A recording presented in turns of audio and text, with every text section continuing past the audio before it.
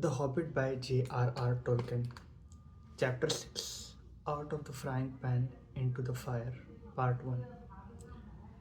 So, this is the part where I think they probably mixed this one in the movie with the part where the mm, Orin faces off the orc that killed his, I think, father or grandfather in the movie. And I really like the part where all the um, dwarfs and hobbit, like, they are up in the tree, and the big orc is down, and Oren, like, through his bravery, comes down and attacks him. Like, looking at the size difference, he was ready to die that day, and that moment in the movie was really touching, and I really admired him for that. But I think that might be quite different in the book. So let's read the book. Out of the Frying Pan into the Fire, Part 1. Bilbo had escaped the goblins, but he did not know where he was. He had lost hood, cloak, food, pony, his buttons, and his friends. He wandered on and on till the sun began to sink westwards, behind the mountains. Their shadows fell across Bilbo's path, and he looked back. Then he looked forward and could see before him only ridges and slopes falling towards lowlands and plains glimpsed occasionally between the trees. Good heavens, he exclaimed. I seem to have got right to the other side of the misty mountains, right to the edge of land beyond. Where and oh, where can Gandalf and dwarfs have got to? I only hope to goodness they are not still back there in the power of goblins. He still wandered on, out of the little high valley, over its edge, and down the slopes beyond. But all the while, a very uncomfortable thought was growing inside him. He wondered whether he ought not, now he had the magic ring, to go back into horrible, horrible tunnels and look for his friends.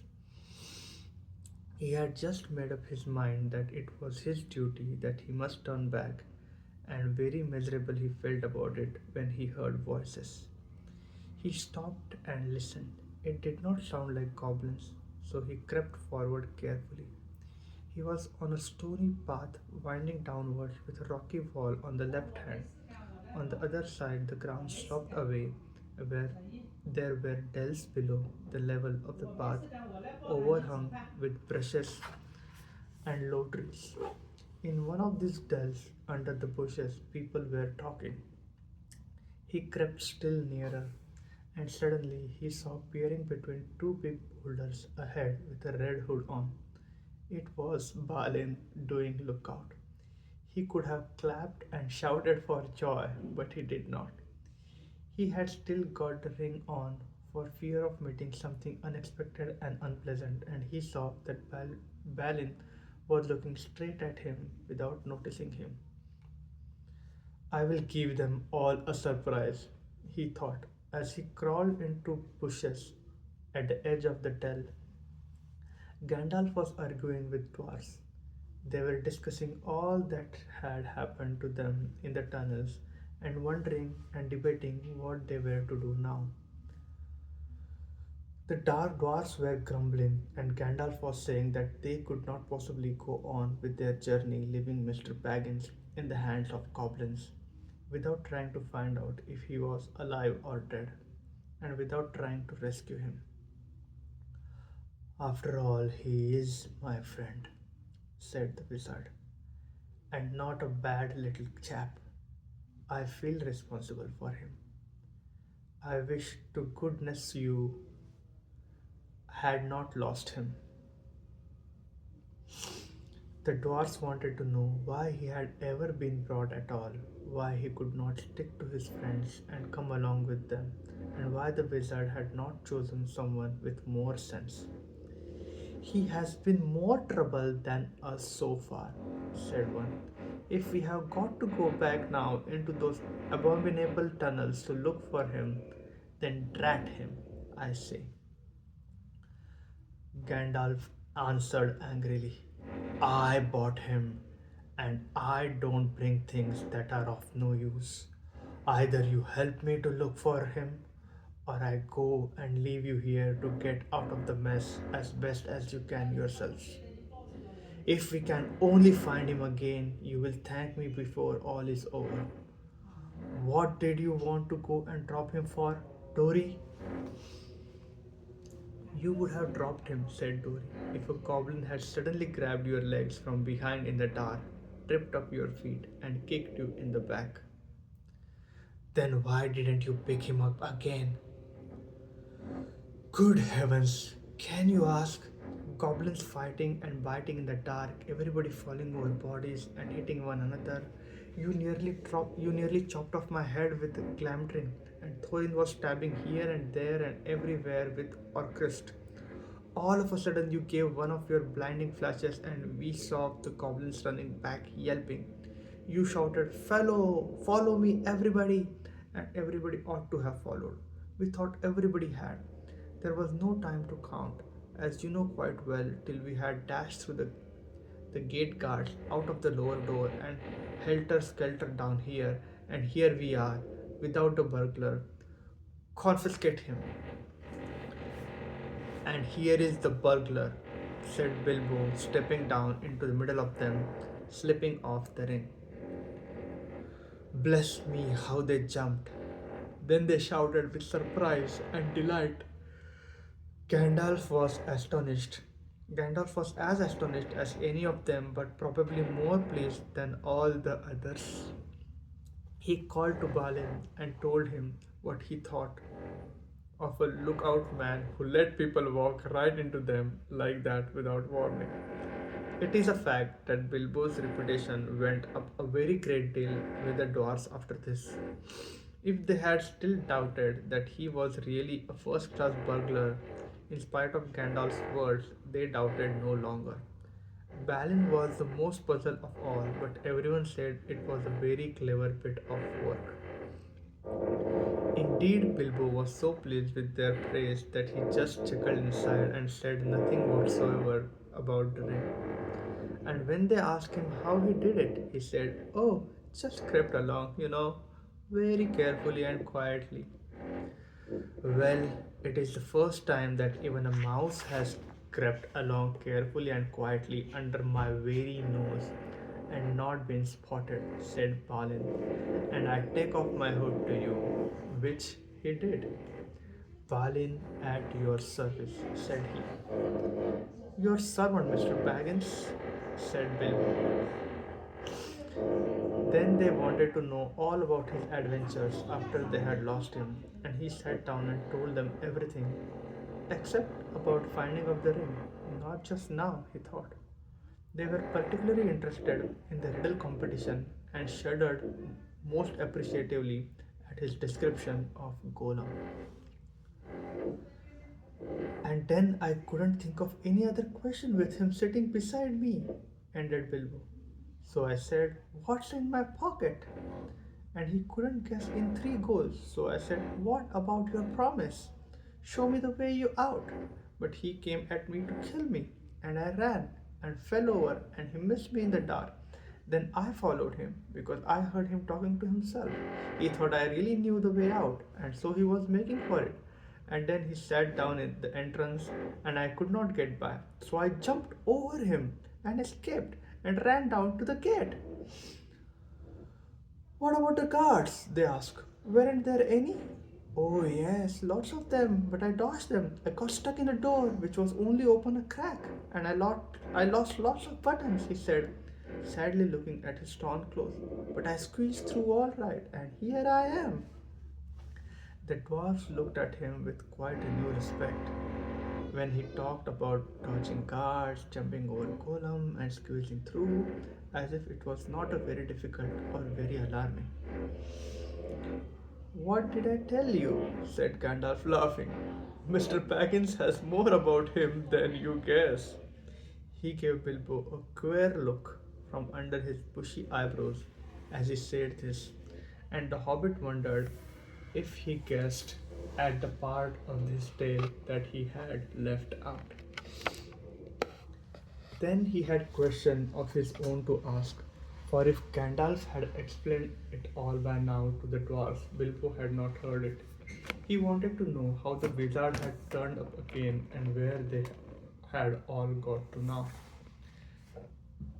The wizard, to tell the truth, never minded explaining his cleverness more than once. So now he told Bilbo that both he and Elrond had been well aware of the presence of evil goblins in that part of mountains, but their men get used to come out on the different paths, one more easy to travel by, so that they often caught people benighted near their gates. Evidently, people had given up going that way, and the goblins must have opened their new entrance at the top of the pass the dwarfs had taken quite recently because it had been found quite safe up to now. I must see if I can't find a more or less decent giant to block it up again, said Gandalf, or soon there will be no getting over the mountains at all. As soon as Gandalf had heard Bilbo's yell, he realized what had happened. In the flash which killed the goblins that were grabbing him, he had nipped inside the crack, just as it snapped too. He followed after the drivers and prisoners right to the edge of the great hall, and there he sat down, worked up the best magic he could in the shadows. A very trickish business it was, he said. Touch and go. But of course, Gandalf had made a special study of bewitchments with fire and lights. Even the Hobbit had never forgotten the magic fireworks at old Took's midsummer parties, as you remember.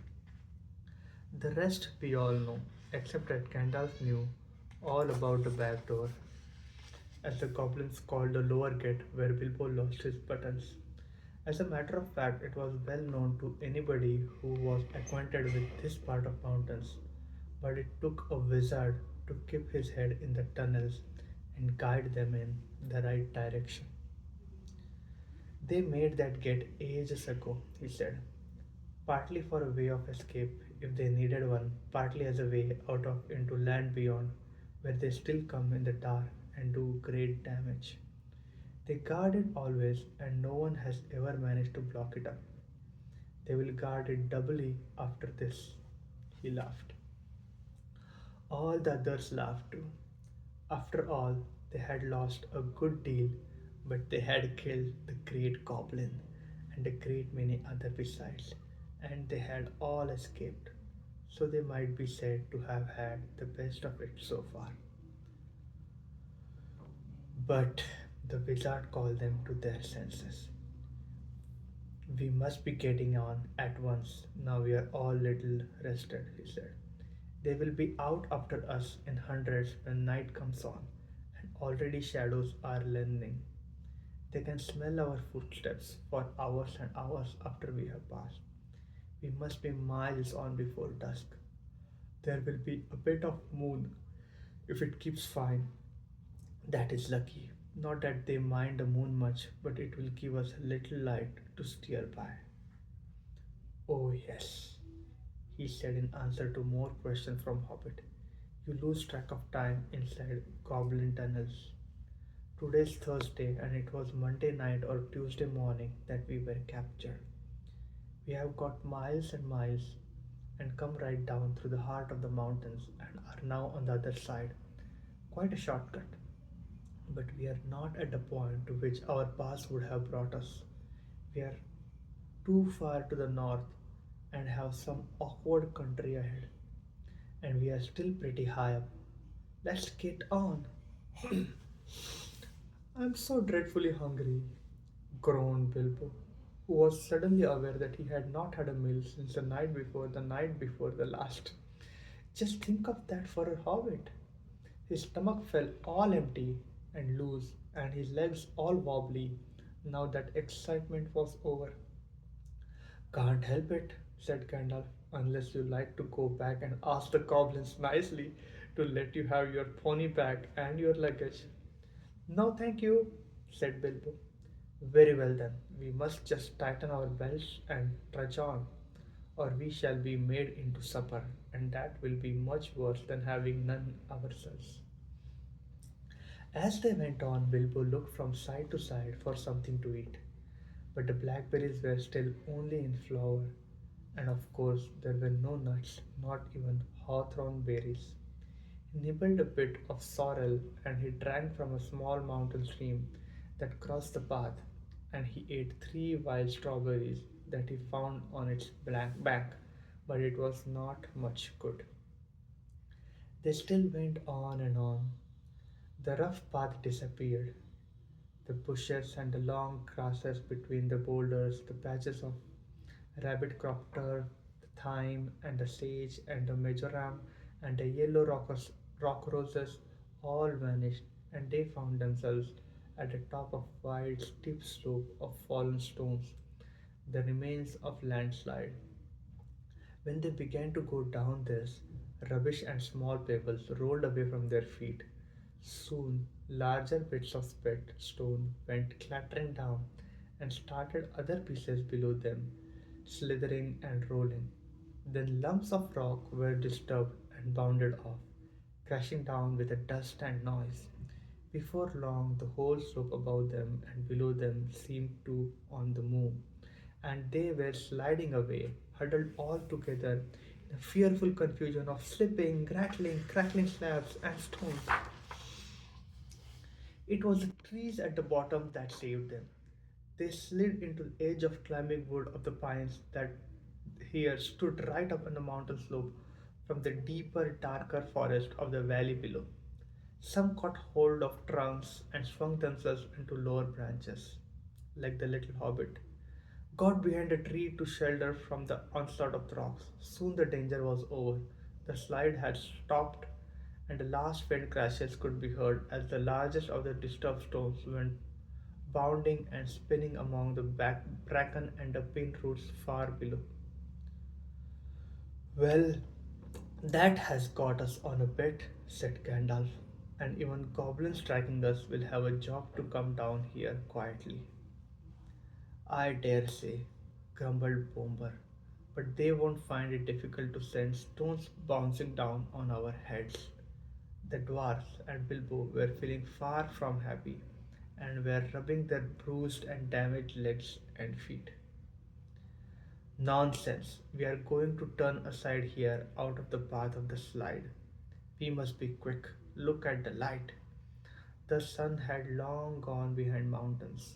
Already the shadows were deepening about them. Though far away through the trees over the black tops of those growing lower down, they could still see the evening lights on the plains beyond. They limped along now as fast as they were able down the gentle slopes of pine forest in a slanting path leading steadily southwards. At times they were pushing through a sea of bracken with the tall fronds rising right above Hobbit's head. At times they were marching among quiet, over a floor of pine needles. And all the while the forest gloom got heavier and forest silence deeper. There was no wind that evening to bring even a sea sign into branches of trees. Must we go any further? Asked Bilbo, when it was so dark that he could only just see Thorin's beard wagging beside him, and so quiet that he could hear the dwarf's breathing like a loud noise. My toes are all bruised and bent, and my legs ache, and my stomach is wagging like an empty sack. A bit further, said Gandalf. After what seemed ages further, they came suddenly to an opening where no trees grew. The moon was up and was shining into the clearing. Somehow it struck all of them as not at all nice place, although there was nothing wrong to see. All of a sudden they heard howl away down the hill, a long shuddering howl. It was answered by another away to the right and good deal nearer to them, then by another not far away to the left. It was wolves howling at the moon, wolves gathering together.